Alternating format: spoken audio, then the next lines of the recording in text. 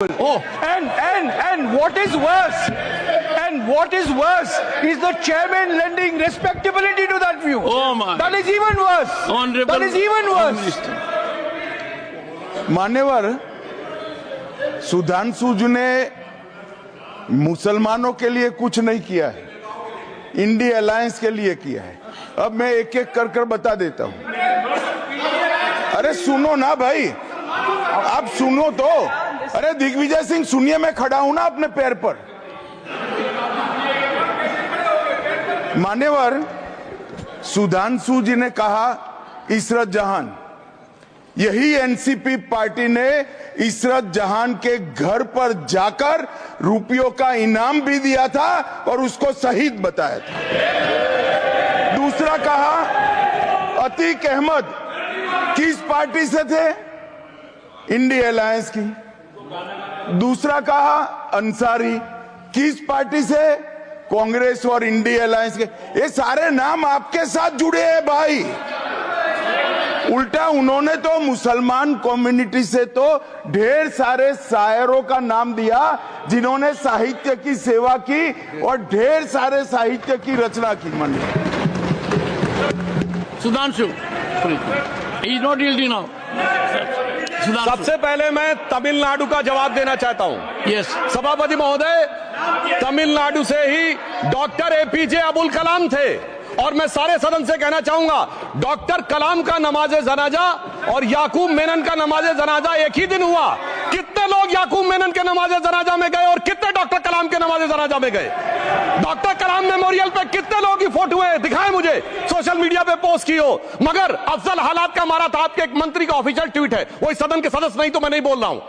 याकूब मेनन की judicial killing हुई, आपके एक नेता का, मिनिस्टर का ऑफिशियल ट्वीट है, सदन के सदस्य नहीं है इसलिए नहीं बोल रहा हूं।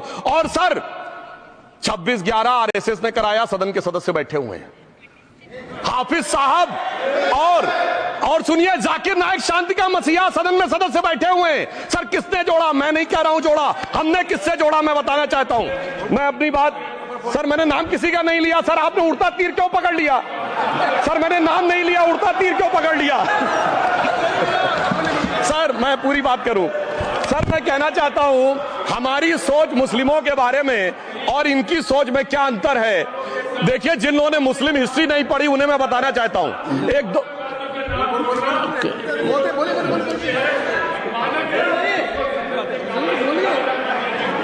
सभापति महोदय, मैं थोड़ा उन लोगों को इस्लामिक हिस्ट्री के बारे में बताना चाहता हूं। Honourable Digvijay Singh, please, no, I'll give a chance. I'll give. Honourable Digvijay Singh ji. माननीय सभापति महोदय, जो माननीय सदस्य ने बात कही है, मैं सुन रहा था डॉक्टर त्रिवेदी जी की बात। उन्होंने कहा था ऐसे ऐसे मुसलमान हम लोगों के साथ हैं और वैसे वैसे मुसलमान इन लोगों के साथ हैं। बात यह है कि आपने जिस तरह से इस पूरी बात कही है, ये घोर आपत्तिजनक है, अपमानित करती है। और जो माननीय सदस्य ने भी मेरे बारे में भी कहा है, मैं उनकी निंदा करता हूं। Honourable home minister, honourable home minister, honourable home minister, एक second. Okay, one second, your mic will be on. जी महोदय, मुझे ये सब कहने की जरूरत नहीं है, लेकिन जो गुजरात में दंगे और फसाद हुए, कौन कौन उसके लिए जिम्मेदार थे बताइए।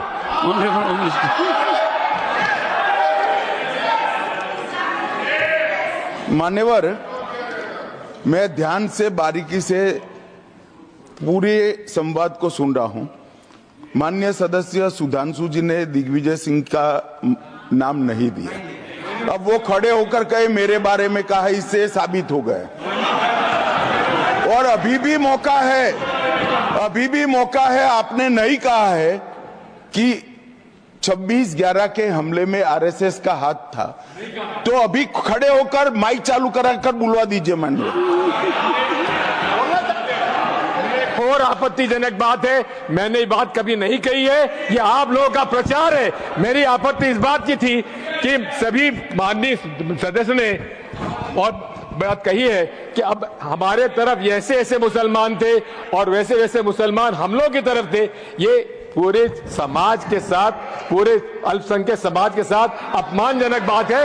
और माननीय सभापति महोदय, आप बताइए, माननीय गृह मंत्री जी, आप वहां पर जब गृह मंत्री थे, जब दंगे हुए थे, तो आप लोगों का क्या रोल था, ये जन जाहिर करें, जन जाहिर। होम मिनिस्टर, इनको मेरा हवा ऐसा है कि मैं ही दिखाई पड़ता हूं। आपकी सुनिए, अब सुनिए ना दिग्विजय सिंह, सुनिए, एक मिनट सुनिए। दंगे शांत होने के बाद 18 महीने के बाद मैं गृह मंत्री बना, दंगा हुआ तब मैं गृह मंत्री नहीं था। सुधांशु त्रिवेदी, संदर्भ में किसी का नाम नहीं लिया। अजीज बर्नी की किताब थी 2611 एंड आरएसएस कॉन्स्पिरेसी, कोई जाके चेक कर ले उसमें कौन कौन कहां कहां था। अब मैं मुसलमानों के बारे में कहना चाहता हूं, मुस्लिम समाज के लिए। बहुत से लोग ऐसे हैं जिनको मुस्लिम समाज की हिस्ट्री नहीं पता है। मैं बताना चाहता हूं, भारत से जब न्यूमेरिक सिस्टम सबसे पहले गया तो अल जहार थे सबसे पहले, जिन्होंने जाके 1793 में जो सूर्य सिद्धांत था उसका अरबी में ट्रांसलेशन हुआ सिंध हिंद। और हम बता रहे हैं हम किस तरह के मुस्लिम को साथ रखते हैं। डॉक्टर कलाम से बड़ा आलिम इस्लाम में साइंसदान नहीं हुआ, और आरिफ मोहम्मद खान साहब जो बिहार के गवर्नर हैं, उनसे बड़ा आलिम फाजिल मुसलमान आज सियासी जमात में तो नहीं होगा, ये मैं दावे के साथ कह सकता हूं। मगर मैं बताना चाहता हूं सर, उसके बाद उन्होंने एक किताब लिखी, एक सर 10th सेंचुरी के मुस्लिम राइटर थे जिन्होंने किताब लिखी, उसका नाम था the compendious book of balancing and completion according to Hindu calculation, जिसको शॉर्ट में अल जब्र कहा गया, और वहां से अलजबरा निकला। और सर उसके बाद अल ख्वारिज्म आया। और सर आज मेरे ख्याल से सदन के बहुत से लोगों को नहीं पता होगा, ये जो एल्गोरिथम वर्ड है ये अल ख्वारिज्म से आया हुआ है। एक जमाने में इस्लाम में बैतुल हिकमत था, यानी वो सबसे बड़ा हिकमत का केंद्र था, जब एक से एक लोग होते थे। बहुतों को नहीं पता होगा कि कोलंबस ने जिस नक्शे के थ्रू दुनिया ट्रेवल किया था, वो बनाने वाला भी एक मुस्लिम था, अल इदरीसी।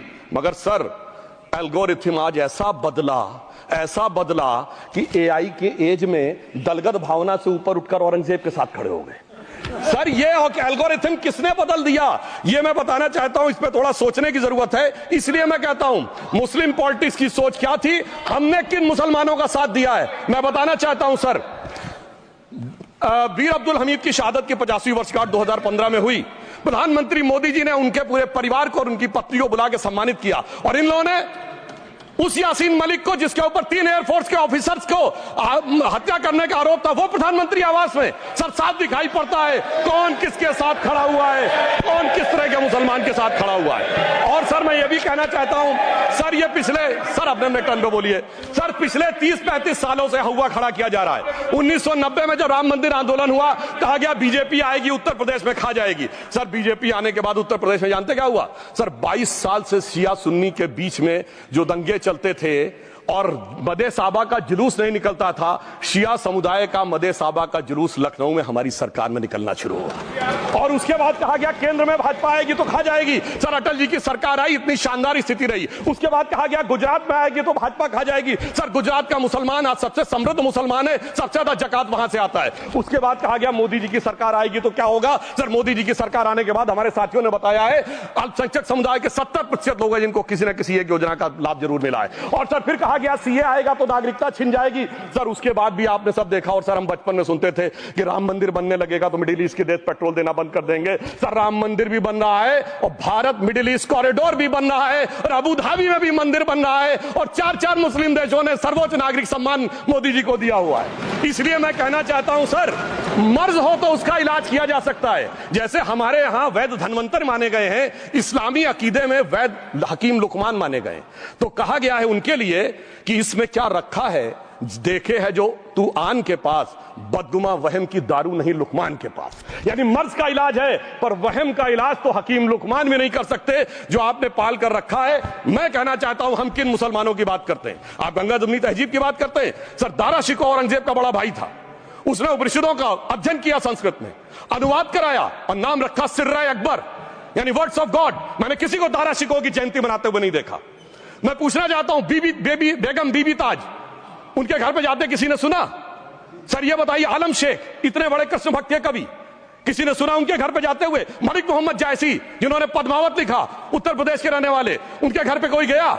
ये बताइए ब्रिगेडियर मोहम्मद उस्मान के घर पे कौन गया? आजमगढ़ में, गाजीपुर के रहने वाले थे। आज तक जाने वालों में नहीं दिखे। और मैं सर बताना चाहता हूं एक और बात, सर एक सैयद इब्राहिम रसखान हुए हैं, बहुत बड़े कृष्ण भक्त के कवि सर, जिन्होंने क्या लिखा, उन्होंने कहा मेरा अगला जन्म हो तो भी मैं कृष्ण भक्ति बनना चाहूंगा, मनुष्य बनूं तो ग्वाल बाले के रूप में और पशु बनूं तो गाय के रूप में। उन्होंने कहा मानुष हो तो वही रसखान बसों ब्रज गोकुल गांव के ग्वारन, जो पशु हो तो कहा बस मेरो चरो नित नंद की धेनु मजारन। सर उन्होंने कहा गायों के बीच में नंद बाबा की गायों में जन्म लेना चाहूंगा, मगर सर आज एक ऐसे नेता आए हैं इस देश में जिनको गायों से बदबू आने लगी है, तो उनके लिए मुझे मेरे मन में भाव आता है सर